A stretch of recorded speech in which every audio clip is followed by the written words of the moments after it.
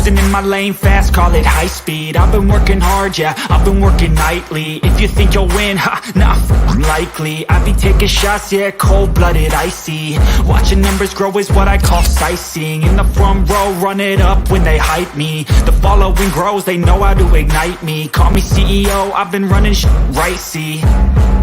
And I ain't playing games, I create my own lane, making pleasure out of pain, turning losses into... What's up, everybody? That was a tough one. Welcome back to the channel. This is Daniel J, State of the Steelers. This is the post-game show. Your Pittsburgh Steelers fall to 1-4, fall to the Buffalo Bills 38-3 in a game that, well, let's face it, was never close. Complete nightmare out of the gate. You know, first thing, well, initially the Steelers pinning the Buffalo Bills, you know, at the 2-yard line, you know, looked promising. However, it turned into a nightmare soon after. That game was horrible, guys. Let me know if you guys can hear me in the live chat. Please hit that like button if you can. Horrible game. But, you know, let's cover it. Let's go into it. It was Kenny Pickett's first NFL start, and one that I honestly think he did pretty good in. You know, I thought the decision-making that he did for his first start in a hostile environment was good. You know, let's kind of look at the stats. He was 34-52 for 327 yards, 6.3 average, no touchdowns, one interception, sacked 3 times for 17 yards. QBR 57.1. It wasn't the best showing, but, you know, there's a lot of plays, in my opinion, that were left out on the field, especially by this receiving core, in particular Deontay Johnson. He had a case of the drops again, so to speak. And I'll be honest, I'm tired of like covering it up. Like, the guy is not a receiver number 1. He's probably not even a receiver number 2 at this point. He can't, you know, I don't know how many times the ball hits him in the hands, you know, and he still doesn't come down with the ball. It's frustrating. You know, George Pickens gets his feet in bounds as well on some of those passes.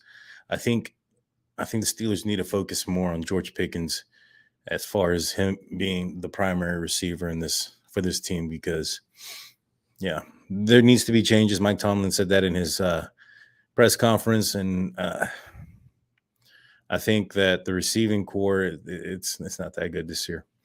Let's look at what else we had. So Kenny Pickett went 34-52 for 327. Josh Allen was 20-31 for 424, 4 touchdowns, 1 interception. They're just throwing deep. Trey Norwood got beat right off the bat. You know, it was a poor game all the way across the board, in my opinion. You know, I'll kind of go over my grades for the team. You know, we'll start off at the quarterback position. I gave it a C. I think Kenny Pickett made some good decisions and good throws. I think he started off hot early. You know, I don't understand why they went a little bit conservative in the second quarter and started going run, pass, which ended up being three and outs, which really didn't help the team whatsoever. But I thought that when they did put the ball in Kenny Pickett's hands, that he played above the bar of a rookie quarterback. He doesn't look like a rookie quarterback out there. I think he's a guy that, you know, is going to build off of this. I like his tenacity. I like the fierceness behind him. He got into it with a couple of people. And so, you know, it is what it is. But I think that Kenny Pickett played decently well. This loss really isn't on him. More so, well, we'll get into it more. The running back position, I gave it a D. We'll look at it. Najee Harris was 11 of 20 yards, 1.8 yard average, with a 6-yard with a 6-yard long, which means that he went 10 for 14 at one point as well. I mean, he's not getting it done. I understand that he had a foot injury or whatnot earlier in the spring. However, if he's not 100%, I think that the Pittsburgh Steelers need to turn to Jaylen Warren. You know, he was 5 for 24, 4.8 yards with a long of 12. You know, that's not world breaking by any means, but in my opinion, when you look at Jaylen Warren and you compare him to Najee Harris, Jaylen Warren's doing the little things. He's finding those little yards, getting upfield, not taking a loss. And when it comes to the pass protection as well, I think Jalen Warren is outperforming Najee Harris in that section. Not saying that Najee's playing poor as a blocker, but Jalen Warren is definitely popping off the screen in that department, and he's also popping off the screen when it comes to his hands. Jalen Warren wasn't a guy that was, touted as being a guy who can catch the ball coming out of college, but that is something, that he's that the Pittsburgh Steelers are exploiting from him, and also his pass protection. That's a surprise as well. Um, when you look at across the other team, the Buffalo Bills, they're as far as rushing, Josh Allen was 5 for 24 for 8.4, along with 21. Yeah, that this team came in, for the Pittsburgh Steelers defensively came in injured, left even more injured, in my opinion. Um, it was a rough game. It was a rough game. When it comes to the receivers, I gave them a C minus, and the reason why they get a C minus is because George Pickens brings them up. I think George Pickens played great. He's catching the ball almost every time it's thrown to him. He was six receptions for 83 yards. Targeted 8 times. If you go and look at Deontay Johnson, who had 5 receptions, targeted 13 times. A few of those were drops, in my opinion. Claypool again, he plays weak, and so if it weren't for George Pickens, then that would probably get like a much lower grade. However, George Pickens picks it up a little bit, in my opinion. I think he's going to be a solid guy. When it comes to this offense, quarterback, receiver, I think the Steelers got some pieces and a couple guys. You got Kenny. I think he's going to be a guy. George Pickens, I'm fairly positive he's going to be special in this league as well. Deontay Johnson, he's, in my opinion, he shouldn't be targeted so many times. He's a guy that isn't as reliable with his hands as a George Pickens, as a Pat Freiermuth. And so, in my opinion, George Pickens needs to see more of these targets. I think he's a fantastic route runner. He catches the ball across the field, whether it's going over the middle, back shoulder pass, or deep down the field. The comebacks are good. I think George Pickens plays a lot smaller than what he is, and can play larger. He's the opposite of Claypool, but he's a versatile receiver. I think that needs to start getting majority of the targets here. As when you look at the tight ends, I think the tight ends did okay. I gave them a C as well. When you lose 38-3, there's not going to be very many positive grades, so to speak. But for the tight ends, I think that I gave them a C. I think they did fine. Pat Freiermuth left with an injury. Connor Hayward came in. He played. He showed off his hands. He was able to make 2 catches in the game, and so I think they did fine. And then to round off the offense, with the line, I gave them a C as well. I think they pass protected well. Kenny Pickett did get some pressures, but this is a defense that is one of the top defenses in the NFL. It was bound to happen, and I think that the Steelers' offensive line, for the most part, held up. I think they could have done a lot better with the running game, but then again, it kind of boils down to, is it the running back not finding the holes in the proper time, and the timing is off? Because when Jalen Warren is in there, and again, those stats might be screwed a little bit, because Jalen Warren's carries came in at a time when the Pittsburgh Steelers were significantly behind, and not very many the run wasn't a threat at that point anymore. And so there is some context that goes with that. But yeah, as far as the offense goes, I thought they, as a total, they played. They couldn't get the ball in the end zone. They managed a few drives. Kenny Pickett flashed a few times. And they also stumbled a little bit, but I think that had more to do with the coaching. I think Canada needs to be on the hot seat, guys. This is not good. The play calls, especially in the second quarter, going 3 and out consecutively over and over again, that was poor. It's insane. Now, to the defense, I don't think I can give them a positive grade. We'll start off with the defensive line. I think they get probably the best grade there. And even at that, it wasn't the best. I mean, you're looking at they didn't get any sacks today, but uh Marvin Leal managed to get his hands up a few times and deflect a couple balls. That was positive. I think they did fairly well against the run, and maybe not for the most part. Nah, I think they were poor across the board as well. They just blocked the ball a couple times. Excuse me one second, guys.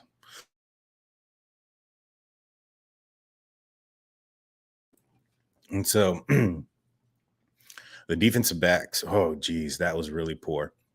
I gave them an F. Like, but then again, when you're down to Pierre and Jackson as your outside cornerbacks, it was horrible. Whoa, got somebody in the chat I gotta remove. There it is. And so defensive backs, I gave them an F. Linebackers, I gave them an F. They got one interception as far as Wallace is concerned, but he was more of I think, in my opinion, I think Josh Allen was picking on him. He's throwing directly at him, and like a broken clock, you'll be right twice a day. And he ended up catching one that was thrown directly at him. However, for the most part, Josh Allen was picking on him, throwing towards him, and there really wasn't an answer for the passing game. Their receiver Davis just completely destroyed. It was a situation where Minka, I think he had the interception, and the ball was just basically ripped away from him in the end zone by the receiver. It was not a good showing for the defense.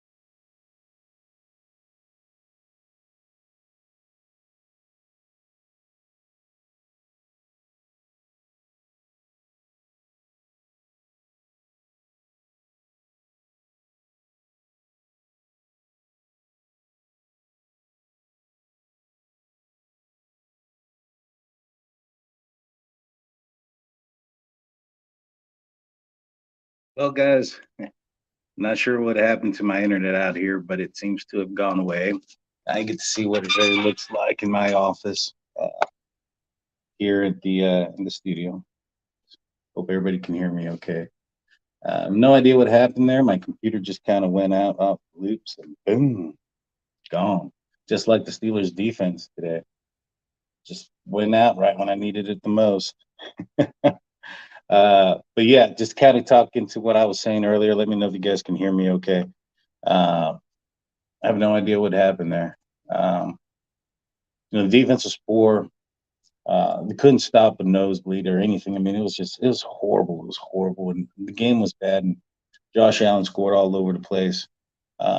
Special teams, Boz missed a couple field goals. Presley Harvin wasn't impressive either. But when you look at it and you go back to the game and you look at the direction in which the punts were going when it came to Boz, Uh, in my opinion, there's a chance that it was because of the wind. The wind didn't help him out, so to speak. And so uh, I'm still trying to connect back into my laptop, guys, so that I can do this correctly. I have no idea what happened. My internet just kind of went out on me. Still not coming back. And so for the coaches, I give them an F. Complete failure on this game. I think the Pittsburgh Steelers were outcoached. When you look at the Buffalo Bills, they were also going into this game extremely injured. A lot of players, were out for the most part, especially defensively, and yet the Pittsburgh Steelers couldn't do anything about it. Couldn't stop anybody, and so in my opinion, this one falls on the coaches. You look at Matt Canada and his play calls are just so questionable so often and so with such regularity. It's embarrassing at this point. And this offense is embarrassing at this point. And I just think that the Pittsburgh Steelers need to figure out something. Now, like I said, and Big Rush says Harvin looked bad. The wind isn't blowing it at all. Tomlin kept player like Harvin. Harvin didn't have the best game. I think he has. Sometimes he has what's the word I'm looking for? Like a big leg, but he's just super inconsistent for the most part. And so coaches were the ones at fault on this game. I mean, you lose 38-3. It is what it is. But guys, my internet's kind of going in and out. I'm gonna go ahead and leave y'all with this. Please just hit that like and subscribe button. Don't forget, I'm giving away 2 tickets to the Steelers versus Vegas Raiders game. We'll be giving those away at the post-game show, the Eagles versus Steelers post-game show on October 30th. This upcoming week, Tampa Bay Buccaneers, Pittsburgh Steelers will be playing. I'll be at that game. I'll be there. So if you guys are going to be in Pittsburgh or whatnot, hit me up. I'm going to meet up with Devin Engel from the Here We Go show. He's also going to be at the game. And so it'll be nice to meet you guys. So hit us up. Let us know if you're going to be in the Pittsburgh area that weekend. With that being said, guys, I'm going to go ahead and leave you all with this. The season's not over. The Pittsburgh Steelers are still going to be only 2 games behind the division leader after this week. And, the division plays a tough schedule. And so there's 7 teams getting into the playoffs. The season's young. The schedule gets maybe not too easy, but there are some easier opponents after the bye week. DeMonte Casey should be coming back soon. Calvin Austin, in my opinion, is going to be given an opportunity. And TJ Watt will also be coming back. And so this team will be okay towards the stretch. I just hope it doesn't become one of those situations where it's a little bit too late. But as long as and as far as the Steelers are within a couple games this early on, they can pull out a victory or 2 in the next 3 games before the bye week. There's a possibility. No need to punt on the team or on the season yet. There's still a chance. But with that being said, right now I think the Steelers would have the number 1 overall pick in the draft if the season ended today. Oh man, that sucks. But maybe we'll get somebody like a cornerback because this defensive backs they're poor. Middle linebacker might be another position, but you see, this is already a defense that's highly paid, and so you would have thought that perhaps the focus would be on the offense at this point, just because of the fact that goes maybe go for a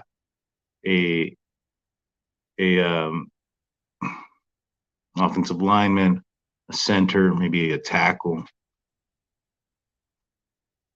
But right now, I think the offensive line is doing okay. I think they're doing all right. I think we got a great receiver. I think we got an answer at the quarterback position. Defense looks just suspect as what it is, and perhaps maybe, perhaps a middle linebacker to pair up with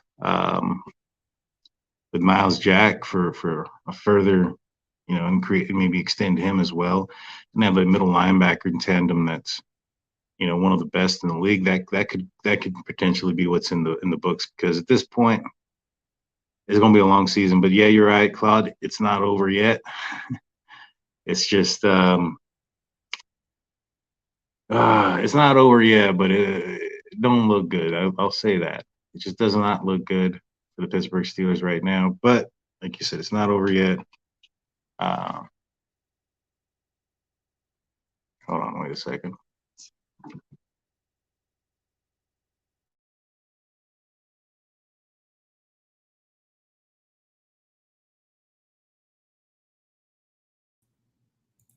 There it is, and I'm back. Oh, let me close this. All right. Sorry about the mix up there. I have no idea what happened there, but I'm back on. It seems like it's working. But yeah, this is going to be a long year. And as far as Tomlin being on the hot seat and things of that nature, I don't think he's going to be. I think that his resume speaks for itself. He's been a good coach, and I think that you look at Bill Cowher. He had to lose. He had to go 6-10 to get Ben Roethlisberger and to make that team what it is. I think the Steelers got lucky, and Kenny Pickett fell in their hands, and he could be a guy. But there's still some pieces that are missing on this team, and maybe perhaps an offensive lineman, maybe a middle linebacker or cornerback. Those should be targeted early and often in this draft. I think the defensive line is going to be okay. You have DeMarvin Leal. He showed up. I think he's doing fairly well. So, it'll be tough. It's going to be a long year, but it's not over yet. Steelers are only 2 games out of first place, and we'll see what happens. But this week I'll have a couple. Please hit that like and subscribe, because this week I have a couple of live shows going on. Tuesday we have the Unofficial Steelers podcast with Mark Davison and Nathan Hines. I believe that one is on Tuesday. Is going to be on Steelers Nation Australia, and so make sure you go follow and subscribe to those guys. Also, don't forget, I'm giving away 2 tickets to the Vegas versus Steelers game. To a subscriber, please subscribe. With that being said, guys, this is a tough one. It's going to be a long week. Hopefully the Steelers can beat Tampa Bay and Tom Brady. I know beating Tom Brady will do a lot to wash this nasty taste that's been brewing in our mouths for the last month of loss. Beating Tom Brady will definitely make that better. You have a great week. Hopefully, who knows, maybe the Cincinnati Bengals and the Baltimore Ravens will end in a tie. And that way the Steelers aren't that far behind. With that being said, guys, I'm Daniel J. This is State of the Steelers. Peace.